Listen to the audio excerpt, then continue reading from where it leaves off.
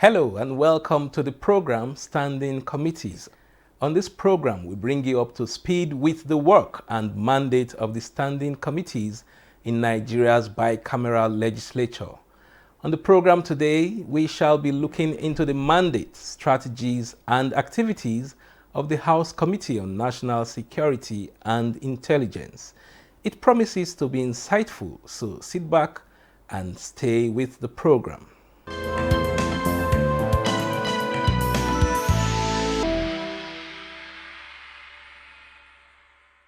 And now to begin the conversation, I welcome on the program the Chairman, House Committee on National Security and Intelligence, Representative Satomi Ahmad. He is a ranking member of the House of Representatives, serving his second term in the Green Chamber. He represents Jere Federal Constituency in the House of Representatives. We say many thanks for coming on the program, Representative Satomi. Thank you very much. To begin the conversation, first let's get your view. What do you make of the strength of Nigeria's security architecture as the chairman of the House Committee on National Security and Intelligence? If you look at the entire Nigerian security architecture, coordinating by the National Security Advisor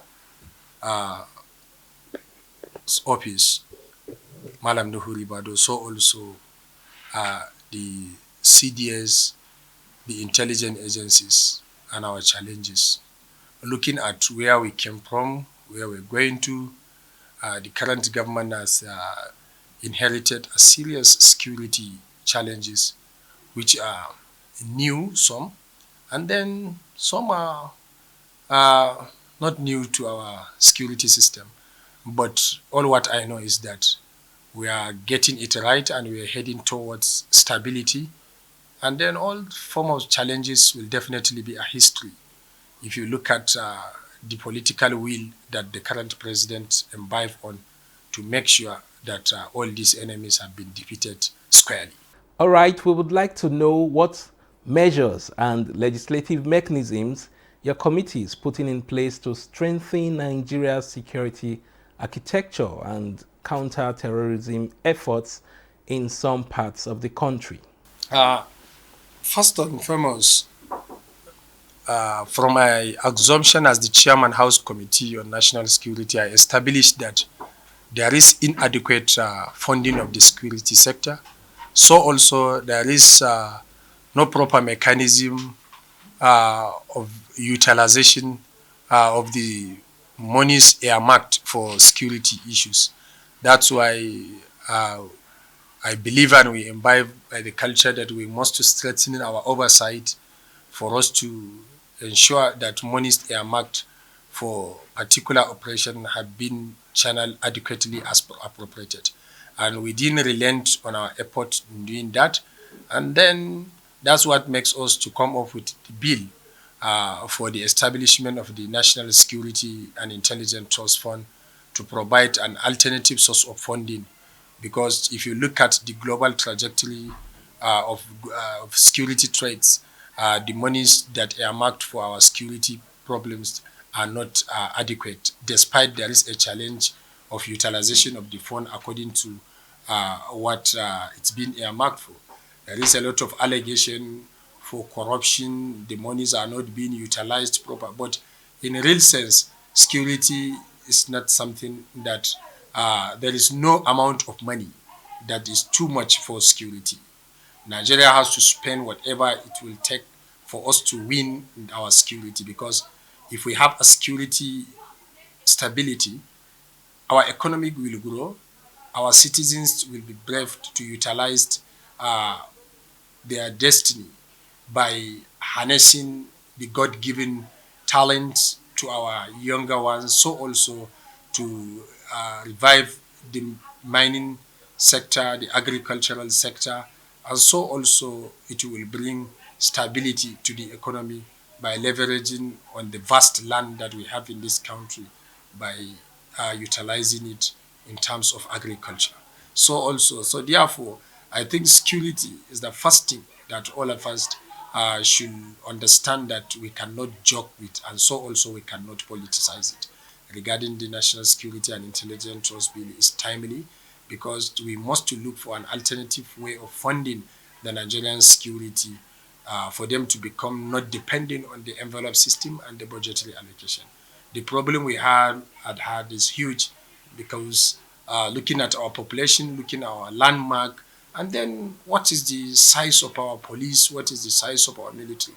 So these are things that we need to think outside the box and make sure that we have provided the required tools, apparatus, and this one cannot be adequate without providing them, or make an alternative way of getting funds outside the budgetary allocation.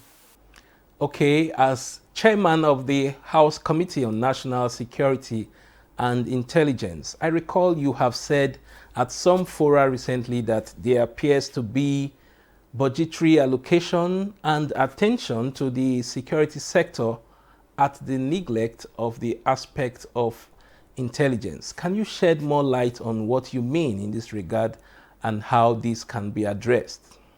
What I mean by that was, for instance, instead of us to be dependent on the kinetic solution, it's better we imbibe the culture of utilizing the available internet. The intelligence agencies have resolved, particularly these days, under the leadership of the new DGA says, to go back to the drawing board of their original creation of the covert operation. And covertly is, you are seeing what is yielding to.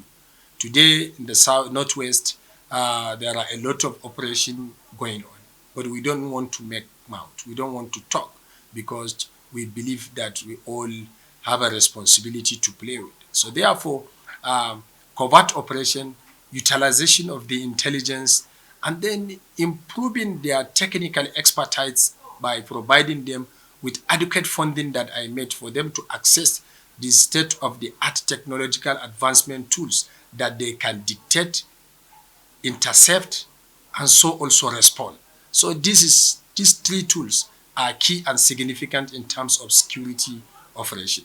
And this is what is happening in our intelligence space. And that's why if we want to excel, and if we want to sustain the tempo, and if we want to, as a country, to make sure that we have as free society, that each and every individual will utilize its rights, coded its potentiality to its right priority, we must to invest and utilize the intel available. How are we going to do that? We cannot succeed in doing that by not providing adequate funding to the security sector and the intelligence sector. And the envelope system will not allow the security operations going on and the security operatives to plan for 1, 2, 3 years for them to end, because you don't know what will happen in terms of inflation, exchange rate, monetary allocation, in terms of envelope provision. These are not the global practice that is happening. Globally, if you compare and contrast what is given to Nigerian security sector to our age-mate countries that we are on the same league, definitely Nigerians own it's nothing to talk about. So therefore, for us to look for an alternative way of funding, so also to imbibe another culture of the practice outside the kinetic solution, to come up with intelligent utilization, non-kinetic solution, improving the atmosphere and the tempo and the momentum our security operations are going. These are key tools that we have to leverage on, so that we will have safe society that will work for all of us, and we will have a Nigeria of our choice. Now, talking about curbing cyber crimes, which keep evolving, what kind of strategies do you think will be required to boost the capacities of the nation's security agencies to leverage on technology and ICT to combat crime and criminality in the country? We must to equip our intelligence agencies, particularly the Office of the National Security Advisor and the DSS. DSS are those one, DIA, DSS, DMI, are saddled with the responsibility to manage our intelligence. So therefore, the intelligence community must be funded adequately for us to protect our cyberspace. We have the National Cyber Protection Center under the office of the NSA. We must put it in a form that it will compete with the global standard. We are losing billions of naira in this country because we don't have coherent mechanism to protect our cyber data. So therefore, doing that, these are tools that the global players have invested heavily. And whatever you want to invest in this sector, you must to have the key indices that has to do with human capital capacity. So also the infrastructural development. Today, it's a shame that even our data, passport data, are not being stored in Nigeria. This is a global threat in 21st century. And these are things that are doable to Nigeria. That was the advocacy the Renewed Hope agenda is doing. That was why Mr. President is so passionate enough to say that he wants to bring in the young people to build a unicorn and to bring a hope that the technological advancement of Africa should be in Nigeria. How are we going to do that? You can't bring your money and infrastructure without having a coherent mechanism to protect those infrastructure. And you cannot protect it without having the infrastructure in your government. Today, look at the likes of the cyber crime trajectory that is happening in Nigeria. Because of lack of the enabling improvement, that's why you are seeing all the hackers, the Yahoo, a lot of them involved. This is Nigerians. Why? Because they have the knowledge, they have the requisite capacity, but the enabling improvement is not there. How are we going to get the enabling improvement? We must to imbibe in the culture of investing in our cyberspace, investing in technology, keying into the blockchain technology, so that Nigerians will boost that economic sector of the technology, and investors will come into Nigeria, and the younger generation will take their fortune into their hand to excel by building the knowledge they gain in different institutions through R&D, through schooling, etc., etc. So globally, cyberspace is simply protecting cyberspace. Is simply proactively to stop all form of menace and criminality before its occurrence. And no any criminal or bandit, be it Boko Haram, that just will wake up and say that I will travel from Maiduguri to Sokoto or to Zamfara or to Anambra to initiate an attack. He must coordinate that either through phone calls or through text messages, WhatsApp, the encrypted messages. And technologies are available now to intercept and deal with all such of menaces. So therefore, these are few things. And this government, the current government, is determined to achieve that. That's why we are making policies. But whenever there are new policies, sacrifice must be there for us to attain wherever we want to attain. So therefore, this is a step ahead. That's why first, the key and the most important part of it is to look for the funding. Without the funds, there is no way they will even listen to you. The global trajectory have even changed from what we know of ordinary computing. It has turned to be cloud computing, augmentation reality, nanotechnology, artificial intelligence, etc., etc. These are things that are all doable. There is no country in this world that you will go that you say you want to see 100 best tech team that you wouldn't see a Nigerian. Why? Because they have given them the enabling environment. That's why we're hearing Japan. So let's open up this hub, protect our cyberspace, open to receive information from our young people so that they will come out and exhibit the talent they have and they gain in their own country. Okay, you are watching the program Standing Committee, and our guest is Representative Satomi Ahmad, Chairman House Committee on National Security and Intelligence. At this time, a break beckons. Don't go away. On NTA Parliament, we unite day and night. NTA Parliament, the voice shining so bright in the hall of power. We take our parliamentary discussions across the land as it is. NTA Parliament, your source of insights, bringing the parliament into your homes, debates and decisions clear and true. For the people, NTA Parliament is here for you. From north to south, east to west, NTA Parliament covers every legislative quest. Our lawmakers working for the nation's good in the heart of democracy. So tune in now. Don't hesitate.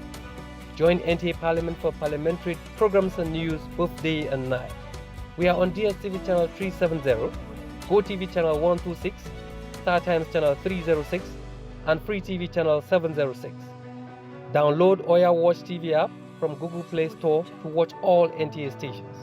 NTA Parliament, your source shining so bright and strengthening Nigeria's democracy.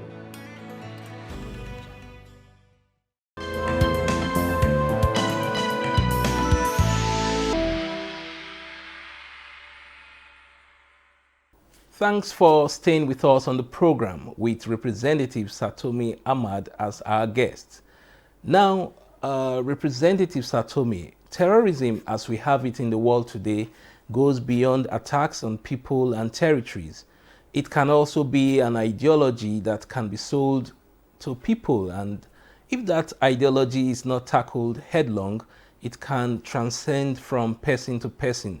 So I'd like you to speak to the non-kinetic approaches that can be deployed to checkmate terrorism and sustain the gains already been recorded by the federal government in counter-terrorism operations in the country. No matter the level of engagement you have in terms of kinetic solution, you won't achieve more than 50%, 30 to 50. I just tried to be modest. That's why I'm saying 50%. You must imbibe the culture of non-kinetic solution. We Nigerians, irrespective of our background, where we came from, there are norms, values, ethics in all our ancestral homes that we came from. So therefore, we must invest heavily in education. We must invest heavily on education, precisely primary education. So if we invest in education, the ideology that is already been given to our people must definitely be in accordance with our norms, values, and our culture. So therefore, we must go back to the drawing board, invest in education, and this also, the same technology that I'm talking about, the cyberspace must come into it. Why? Because they have more access in their fingertips to internet. The likes of Facebooking, TikToking, Instagramming, etc., are norms and are things that change the dynamics and narratives in their day-to-day discharge. So therefore, serious countries that has control of their cyberspace do control all such platforms, find them in terms of intruding into our culture, norms, and values. So without controlling, that's why I say the cyberspace control, the cyber is vast. There are languages that the young children are using. I and you didn't know. So therefore, we must to look into the parental upbringing, knowing the type of friends and engagement our children do have, and then invest heavily in education, create atmosphere for utilizing the potentials in agriculture in the northern part of the country, so that the younger generation will have something doing than allowing them to access the internet the way they want, because the global world has shown that more than 85% of the global people have access to internet. So therefore, by extension, more than 70% of Nigerians has access to information. It's the age of an AI.